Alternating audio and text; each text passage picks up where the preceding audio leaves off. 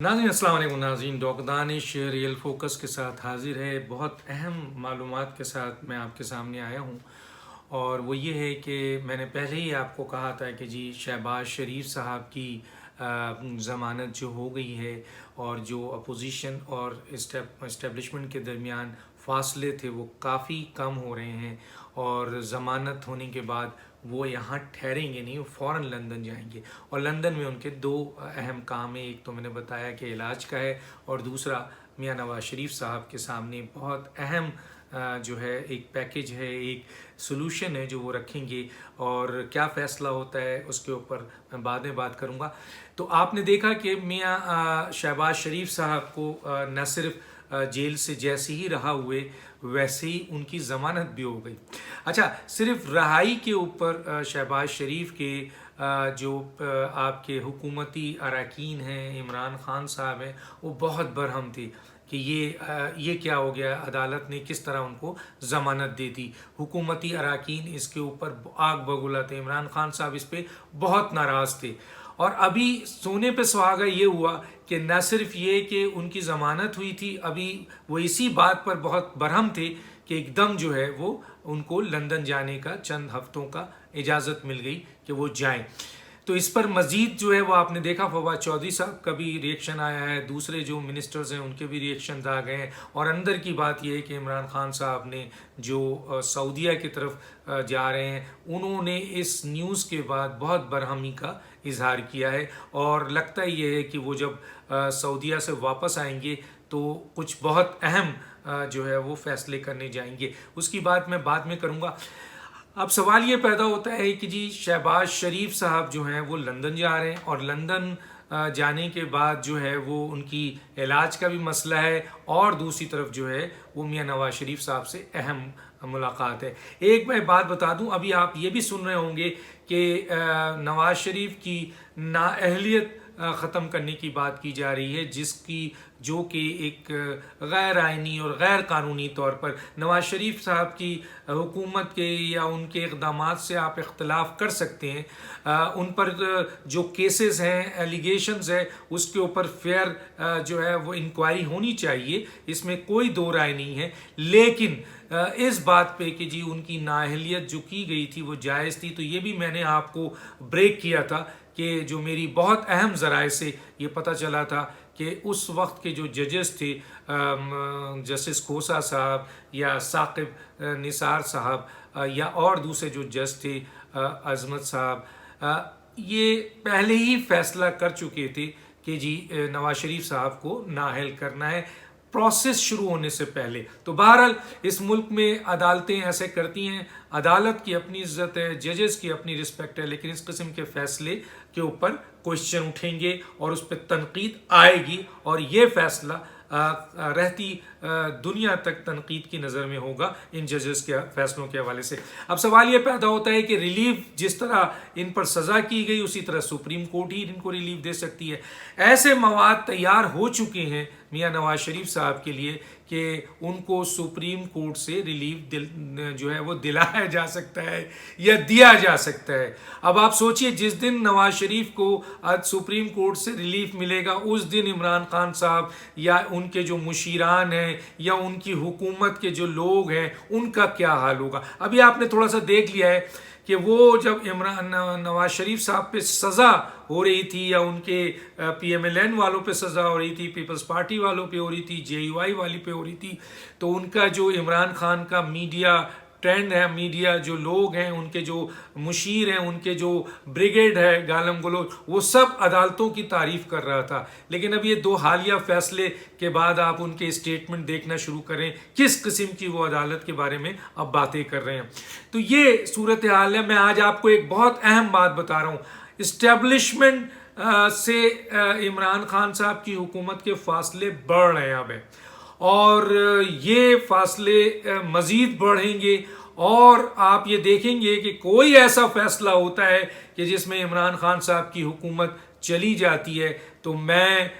बड़े दावे से कहता हूँ कि उसी इस्टेब्लिशमेंट की जो आज से पहले عمران خان کی حکومت کو لے کے چل رہے تھے، ایک پیج پہ تھے، تو پی ٹی آئی والوں کی طرف سے بھرپور اسٹیبلشمنٹ کی سپورٹ آ رہی تھی، ان کے مشیران کی آ رہی تھی، عمران خان صاحب کہہ رہے تھے. لیکن میرا آپ سے بالکل واضح نوٹ کر لیں یہاں پہ، جس دن اسٹیبلشمنٹ عمران خان کلیش سے عمران خان کی حکومت گئی، آپ دیکھیے گا یہی وہ لوگ ہوں گے میڈیا میں جو افواج پاکستان، اسٹیبلشمنٹ یا دوسرے اداروں کو جو ہے سخت ترین تنقید کا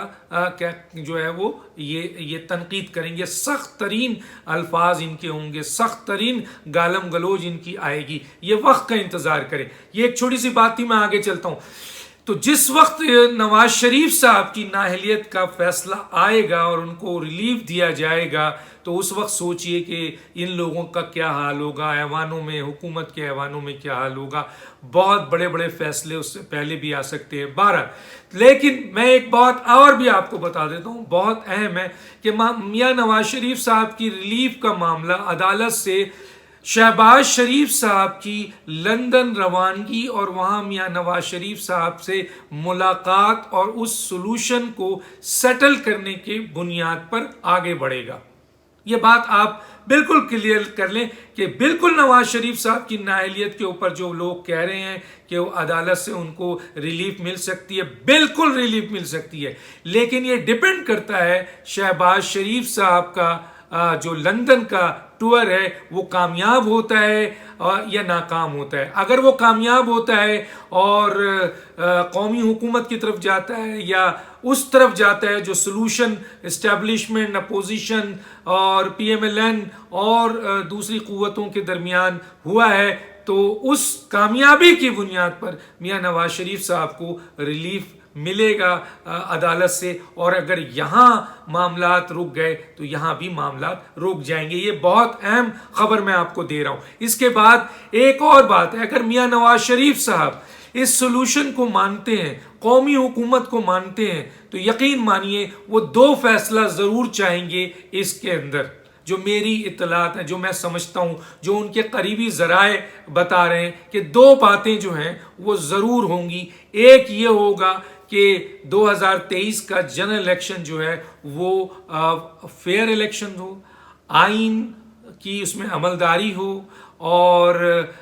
حلف کی اس میں پاسداری ہو اور ووٹوں کو تحفظ دیا جائے. ووٹ کو عزت دو کا نعرہ وہ 2023 کے اپنے الیکشن میں چاہتے ہیں. اور ایک اور بات جو میاں نواز شریف صاحب اس کو گارنٹی کے طور پر چاہیں گے، کیونکہ اب ان کی سیاست کا محور جو ہے، جہاں پاکستان کی عوام ہے، جہاں پاکستان ہے، وہ چاہتے ہیں کہ اب جو ان کا کہنا ہے، اب اس میں وہ کتنے سیریس ہیں، سنسیئر ہیں، یہ بات کی بات ہے، لیکن ان کا یہ کہنا ہے کہ میں نے بہت سیاست کر لی ہے، اب میں چاہتا ہوں کہ اس ملک میں آئین کی عملداری ہو، حلف کی پاسداری ہو، ووٹوں کا تحفظ ہو، صحیح طور پر الیکشن ہو. یہ ان کا مدعا ہے. اس کے ساتھ ساتھ ان کے پوری سیاست کا محور اب جو ہے مریم نواز ہے. یقیناً وہ یہ چاہیں گے کہ اس جو پیکیج ہے، یہ جو سلوشن ہے، اس سلوشن میں جہاں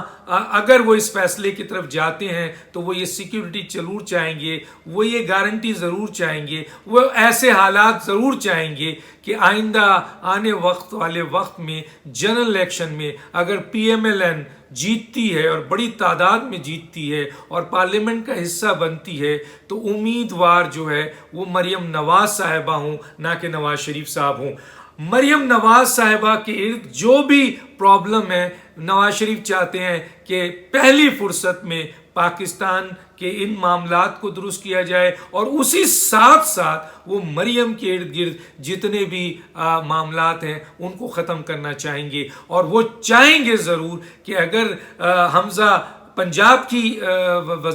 آپ کے صوبائی آپ کے وزیر اعلیٰ بنتے ہیں تو بالکل بنے، لیکن وہ مریم نواز کو آئندہ حکومت کے مرکزی اقتدار میں دیکھنا چاہتے ہیں. اور یہ ان کی خواہش بھی ہے، یہ انہوں نے اپنی بیٹی کو تربیت بھی دی ہے، اس کے لیے انہوں نے بڑی محنت کی ہے، اور یقیناً وہ یہ چاہتے ہیں کہ میرے بعد مریم نواز اس ملک کی خدمت کریں. تو وہ اس پیکیج میں، ان معاملات میں قومی حکومت یا شہباز شریف جو لے کر آ رہے ہیں اس مسئلے کو سالو کرنے کے ساتھ ساتھ یہ میٹر بھی ضرور سامنے رکھیں گے. آگے کیا ہوتا ہے اس کے اوپر، اسٹیبلشمنٹ اس کے اوپر کیا ریئیکشن کرتی ہے، کیا کرے گی، یہ بات کی بات ہے. اب سوال یہ پیدا ہوتا ہے کہ عمران خان صاحب جو واپس آئیں گے ابھی سعودیہ سے، جہاں آلریڈی بہت سخت یہ میٹنگ ہے، اب دیکھیے وہ وہاں کے فیصلے لے کے آتے ہیں، آیا امپلیمنٹ کرتے ہیں یا آنے کے بعد خود ہی اسمبلی توڑ دیتے ہیں، کیونکہ ایک طرف یہ حالات ہیں، دوسری طرف اسٹیبلشمنٹ سے دوری آ چکی ہے، تیسری طرف ان کے اپنے الیکٹیبلز دوسرے لوگ بھاگ رہے ہیں، چوتھی طرف جو ہے وہ میاں نواز شریف صاحب کو ریلیف کرنے قومی حکومت کی بات کی جا رہی ہے. اور ان صورتحال میں کیا وہ ایسے حالات پیدا کریں گے عمران خان کہ یہ ملک میں مارشل لا لگ جائے؟ کیا وہ ایسے حالات پیدا کر دیں گے ملک میں کہ ملک میں مارشل لا لگ جائے؟ آپ کو پتا ہے کہ اینکرز اور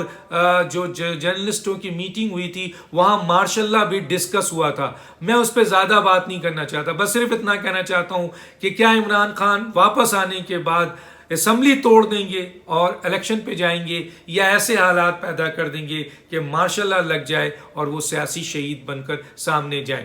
دوسری جو امپورٹنٹ باتیں ہیں وہ یہ ہے کہ شیخ رشید صاحب یا فواد چودھری صاحب یا ڈاکٹر فردوس عاشق اعوان صاحبہ یا اور دوسرے ایسے لوگ جو اس حکومت میں بہت پرومیننٹ رہے، اعظم سواتی جیسے لوگ اور جیسے لوگ بہت جو سامنے رہے ہیں، ان کا مستقبل کیا ہوگا؟ بظاہر